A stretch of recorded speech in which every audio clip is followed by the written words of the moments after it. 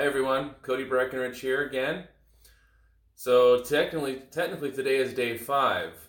Yesterday was day 4 of my 4-day at-home retreat, and it technically ended around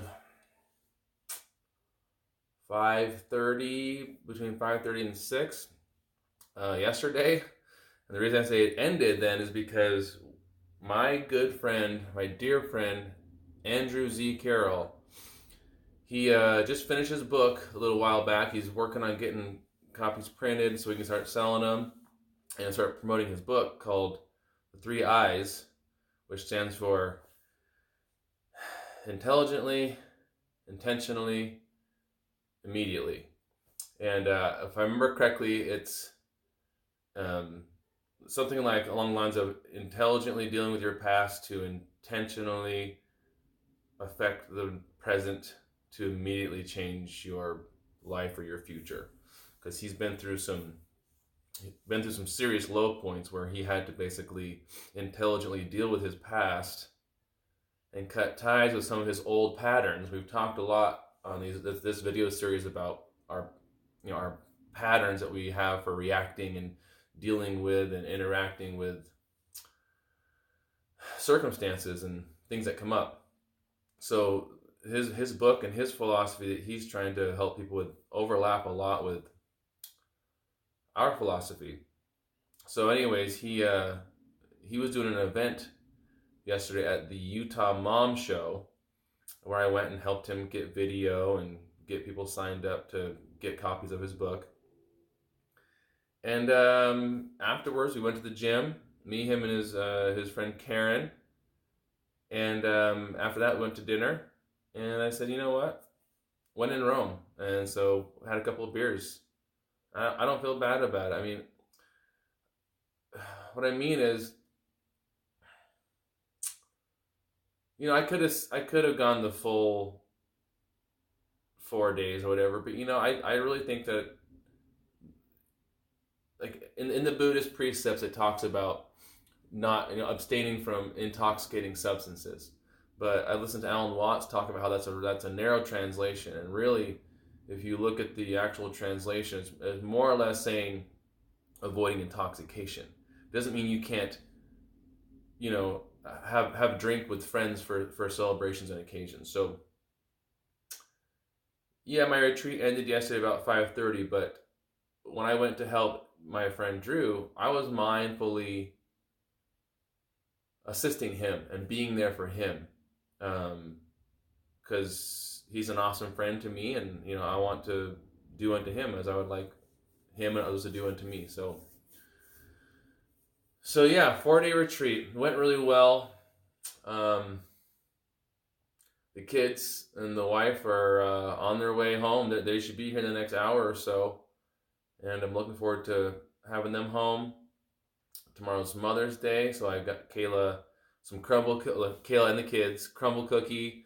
I spared no expense on a beautiful bouquet of flowers, and there is a full body massage in her near future. So happy Mother's Day to her and all you other mothers out there. So this retreat, this is a way for me to just kind of demonstrate to you all some of these practices in terms of dealing with our mindfulness, because I was thinking about it earlier and I had an awesome way of saying it. Let me see if I can remember. It's all about being able to see the way that your mind wants to indulge. And that's okay. Like, I indulged last night, but I didn't overindulge.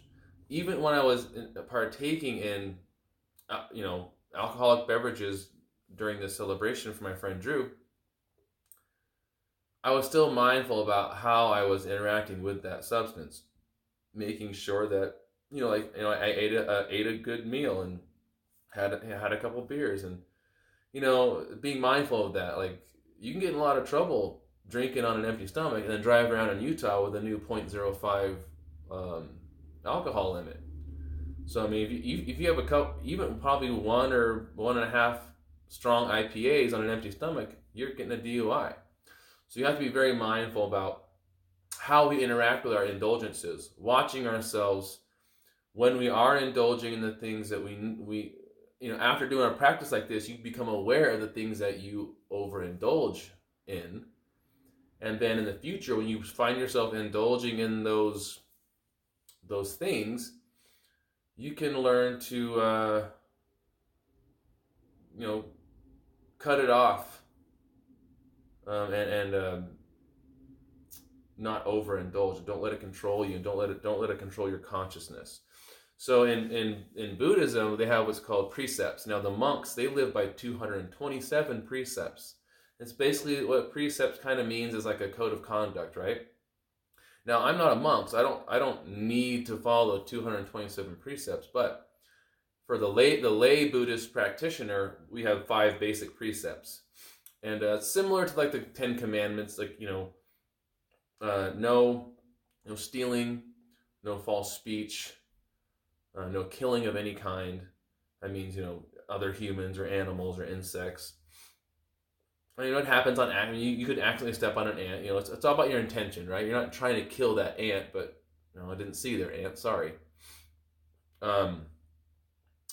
No intoxicating substances, and no sexual misconduct. So, like I said, those translations have been kind of narrowed, but what I have studied is that they can be more, like, for example, the sexual misconduct precept. Basically, like, I have a wife, and so it doesn't mean me and my wife can have sexual relations. It's just we can't. You want to watch out for sexual misconduct. And I think we all can understand what sexual misconduct means. Making love to your spouse is not sexual misconduct. Now, but however, if you're, just staying at home all day long and just having sex all day long, that could be considered sexual misconduct because you're overindulging. We just talked about this, right? So you got to watch for overindulgence. But there's also 3 or 4 other precepts I add to that in my practice. It's called 8 precepts. 8 to 9, and on every moon phase, the full moon, the half moons, and the new moon, I'll observe 8 precepts, and it's all the 5 precepts I just mentioned plus 3 or 4 more.